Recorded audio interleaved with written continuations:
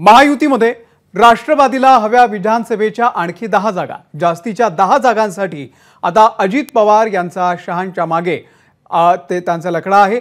काल आणि आज तटकरे पटेलांनी अजित या ठिकाणी अमित शहा यांची भेट घेतलेली आहे।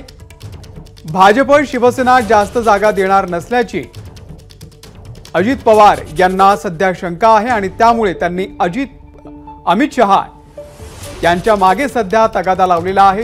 विधानसभेमध्ये लढण्यासाठी राष्ट्रवादीचा जास्त जागांसाठी आग्रह असणार आहे। गणेश ठाकूर आपल्याला या संदर्भामध्ये अपडेट देतील। गणेश, आगामी जागा वाटपाच्या दृष्टीने आता राष्ट्रवादीच्या महत्त्वाकांक्षा वाढलेल्या आहेत, त्यांना जास्त जागा लढवायच्या आहेत, कशी मोर्चे बांधणी होती सध्या? जी मला माहिती मिळाली आहे अमोल, त्यानुसार 40 आमदार यांचे आहेत आणि 40+10 असे 50 जागा त्यांना किमान देण्यात यावी। 60 ते 65 असा त्यांचा आकडा होता, पण 50+ जागा मिळाव्यात ह्या प्रयत्नात अजित पवार गट आहे।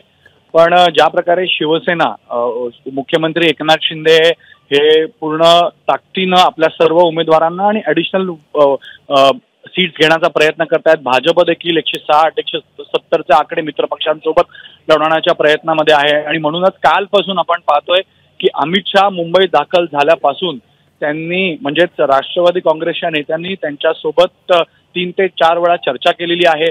सर्वप्रथम काल जेव्हा अमित शहा विमानतळावर दाखल झाले त्याच वेळेला सुनील तटकरे आणि प्रफुल्ल पटेल हे अमित शहांना विमानतळावर भेटले, तिथे त्यांनी सांगितलं आणि त्यानंतर अमित शहांनी देवेंद्र फडणवीस आणि इतरांना एनसीपीच्या नेत्यांशी बोलून आणि शिवसेनेशी बोलून एक तोडगा काढावा, एक फॉर्म्युला बनवावा असे सांगितलं।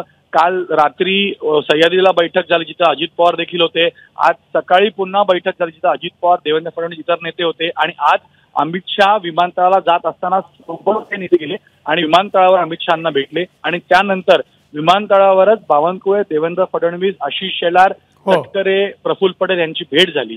म्हणजेच पूर्ण ताकदीनं भाजपला जागा जास्त देण्यात यावी आणि यामध्ये मुख्यमंत्री मिसिंग होते। पूर्णतः मुख्यमंत्री मिसिंग का होते असाही एक मोठा प्रश्न आहे, कारण निश्चितपणे या शेवटच्या क्षणाला सगळेच पक्ष बार्गेन पॉवर वाढवण्याचा प्रयत्न करतायत आणि यामध्ये अमित शहांची एंट्री झाल्यानंतर अमित शहांकडनं किमान जास्त जागा भाजप आणि शिवसेनेनं आम्हाला मिळावी असा एक प्रयत्न एनसीपीचा होता, जो आज कालपासून आतापर्यंत पूर्णतः केलेला आहे। अमोल, निश्चित अपडेट तुमच्याकडून घेत राहू। गणेश, तुर्तास धन्यवाद दिलेल्या या संपूर्ण माहितीबद्दल। एबीपी माझा, उघडा डोळे बघा नीट।